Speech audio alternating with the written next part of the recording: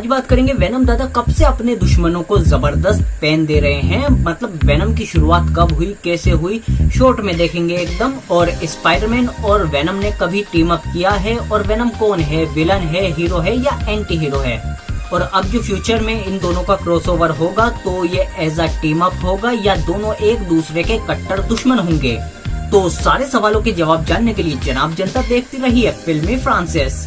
तो वेनम की शुरुआत एज अ एलियन सिम्बियोट के रूप में हुई थी।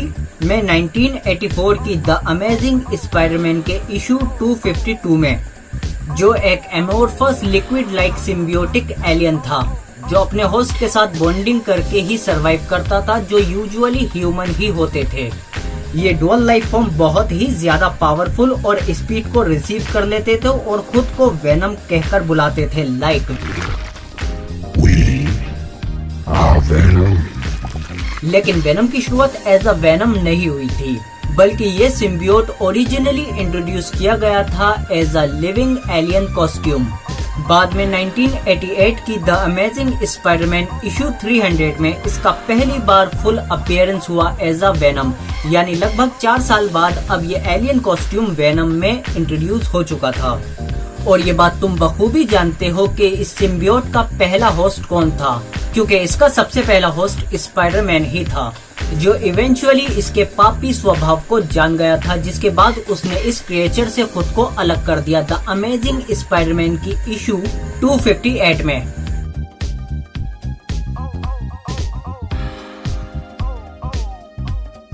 जिसके बाद इसका सेकंड होस्ट था एडी ब्रॉक। ये पहली बार था जब ये सिम्बियोट कॉस्ट्यूम से वेनम बना, जिसकी शुरुआत एक विलन के रूप में हुई थी जो स्पाइडरमैन का कट्टर दुश्मन था, क्योंकि इसको लगता था इसकी लाइफ में जो भी बैड लक आया है वो सब स्पाइडरमैन की वजह से ही आया है।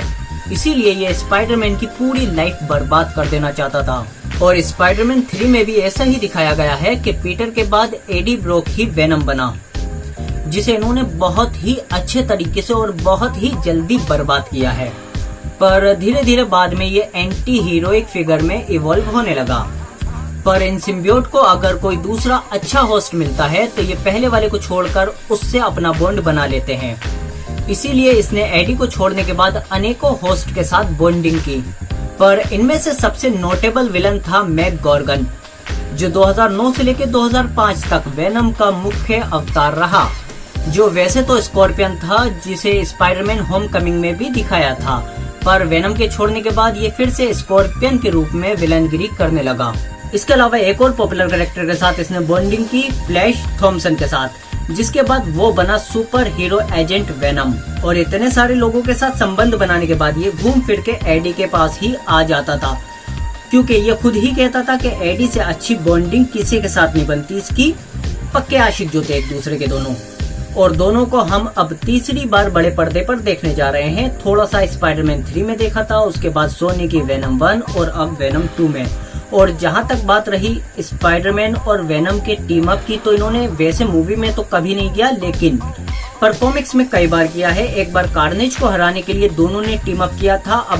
अब अटकलें मत लगाना कि वेनम 2 में भी कार्नेज है तो स्पाइडरमैन और वेनम मिलकर हराएंगे इसको, क्योंकि दोनों के पास ही बड़ी बड़ी मूवीज हैं, तो क्यों ही आएंगे दोनों एक साथ इतनी जल्दी। तो वीडियो अच्छा लगा तो लाइक करो, इसे सब्सक्राइब करो हमारे चैनल को, बेल आइकन दबाकर नोटिफिकेशन ऑल पे भी क्लिक करो, ताकि और भी अच्छी वीडियो मिलती रहे तुमको। और इसके अलावा अगर खाली बैठे हो तो एंड स्क्रीन की ये वीडियो देख लो, वरना चैनल में जाकर देखो दूसरी वीडियो भी। पर बने रहो हमारे साथ और लाइक करके जाना इस वाली को।